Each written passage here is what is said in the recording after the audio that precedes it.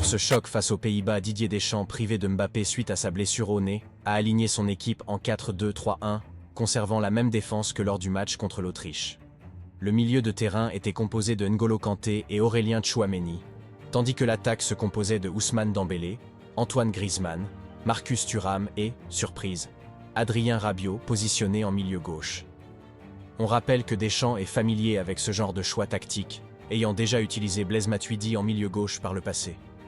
Après un début de match timide des deux équipes pauvres en occasion au fil du match, l'équipe hollandaise a semblé être venue chercher le match nul. Avec ce match nul, les adversaires du soir sont quasiment sûrs d'être qualifiés. Maignan, 7, serein sur sa ligne, excellent dans les airs, tonique dans ses sorties, l'ex-parisien et ancien Lillois a été au rendez-vous avec une parade exceptionnelle dès la première minute. Théo Hernandez, 5, le latéral gauche de l'AC Milan a été bon pour son deuxième match dans un Euro. Il a été à l'origine de peu de situations chaudes. Défensivement, il a été plus que rassurant malgré son positionnement haut. Koundé, 5,5, plus en vue offensivement avec quelques montées, quelques centres, le défenseur polyvalent du FC Barcelone aurait pu être décisif suite à son ouverture sur Thuram. Il a bien sécurisé son couloir, où les Hollandais sont rarement passés. Il a justifié sa présence dans le 11 de départ. William Saliba, 5, préféré à Konaté, le défenseur central d'Arsenal a plutôt bien géré sa zone. Il a malgré tout eu quelques moments d'absence. Au-dessus de la moyenne, mais à surveiller face à une opposition plus relevée. Upamecano, 5. Le défenseur central du Bayern a été rassurant après un exercice compliqué avec son club. Kanté, 8. Si certains avaient encore des doutes sur sa compétitivité, ils ont probablement été dissipés ce soir. C'est simple, le milieu de terrain était partout sur le terrain. Il a impressionné dans tous les secteurs et a sans cesse fait du dépassement de fonction. Rabiot, 7. Incertain en raison d'un souci physique, le milieu de la Juventus a joué plus haut. Il tente une passe au lieu de tirer sur un caviar de Thuram. Très solide dans les duels, il a merveilleusement rempli son rôle de catalyseur avec plusieurs ouvertures bien senties. Un match d'une grande qualité pour l'ancien Parisien. Dembélé, 3. Un match très irrégulier pour l'ailier français.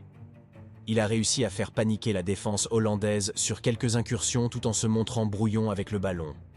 Il a globalement été sur courant alternatif, avec une prestation en demi-teinte, il est clairement menacé par Coman et Barcola.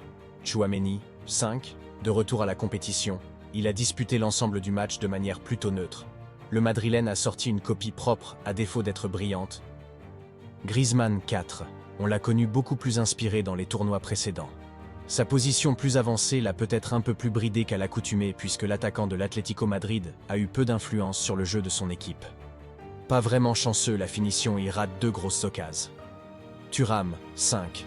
Le buteur de l'Inter a été discret au début du match puis sur une remise. Il a mis une talonnade géniale pour Rabiot, il rate complètement sa frappe, alors qu'il était seul face au gardien, il a semblé plus à l'aise en 9. Sachant qu'en l'absence de Mbappé, il n'a pas eu à aller défendre sur le côté gauche pour alléger le natif de Bondy. Côté Pays-Bas, on a vu une équipe avec peu d'ambition dans le jeu.